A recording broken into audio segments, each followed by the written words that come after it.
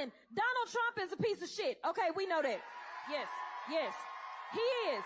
He is. Listen, Donald Trump is a piece of shit. Okay, we know that. Yes, yes. He is. He is. He is.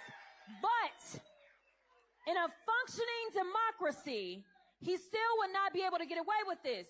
But he's been able to get away with this because the House Republicans are complicit. He's been able to get away with this because Senate Republicans are complicit. But most importantly, the courts, especially the Supreme Court, is complicit. And so I think one of the places that we have to start is we are absolutely, they are the highest court in the land, and they have no ethics guardrails. Now you go down to the lower courts, and they do. How much sense does that make? When we know that they're taking money, we have the paper trail, and they refuse to put guardrails on themselves, so it's time for us to do it for them. Because I know how much people love to listen to politicians. So I'll make sure that I keep it short, but I am truly here for very selfish reasons. Starting with on March 29th, it's my birthday. And all I want to see happen on my birthday is for Elon to be taken down. Yes. Listen. Get off me! Get off me! Get the I used to stay at my granny's house. She was one of my favorite people in the entire world. Jasmine!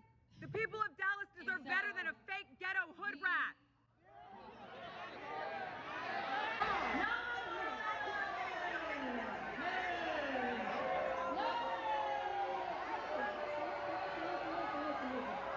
Do they know you're a rich kid from Missouri? Do they know you're a spoiled rich kid from Missouri? No, ma'am. Do they know? Don't touch me. No, ma'am. Don't touch me. Get your ass out Don't of here. Get touch your ass me. out of here. Get her off me. Get him out. Get off me. Get out. Get off me. I'm not on you. Get I'm her off me standing first. still. Get her off me first. Yes, she is. I'm standing still. Do your people know you're a spoiled rich kid from Missouri? Get it! Get it! Get it! Fuck you! Fuck you! Get off me! Get off me! Get off me! Get off me! Get the fuck off! All right, let's go. Let's go. Let's go. Let's go. Are you proud? Just in case I gotta cuff you up. Let's just go. For what? Let's go. I'm telling you. Are you a no-show boss from hell who terrorizes staffers? Oh my goodness. Listen, I know that I have arrived, honey. That is the way that I see this, because as Beyonce says, if they're not talking about you, then obviously you must not be doing anything.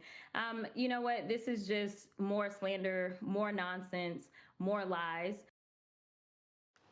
Don't call her a diva. Texas Congresswoman Jasmine Crockett laughing off this scathing new New York Post report that alleges she's rude to her own staff, only in Washington when the cameras are rolling, and more focused on being an influencer than a lawmaker. Let's get reaction from Fox News contributor Kellyanne Conway. So great to see you this morning.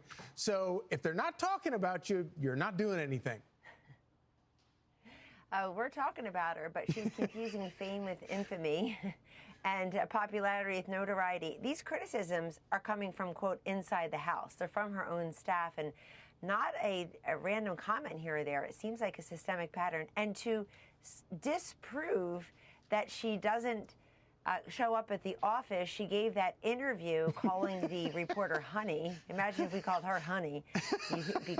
Racism, sexism, ageism.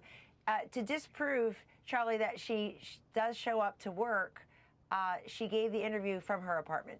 And instead of quoting like great world leaders in history, or even the Bible for that matter, she quotes Beyonce and lyrics. So I also wanted to make this point in the context of the current news on gerrymandering in the state of Texas. Last night I interviewed Lieutenant Governor Dan Patrick. I interviewed Attorney General Ken Paxton when I sat in for Sean Hannity. They told us how this is legal, way overdue.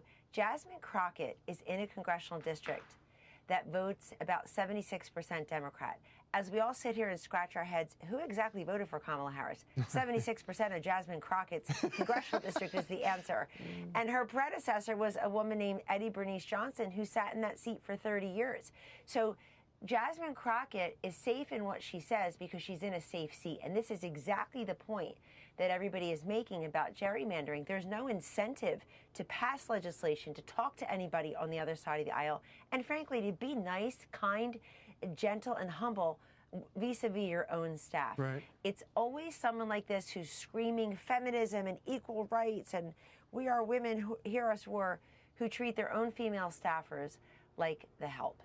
It's such an important point that you make there, that if you had more normal districts, you might get more normal legislators. Yes, she's not normal. And I think she's performative.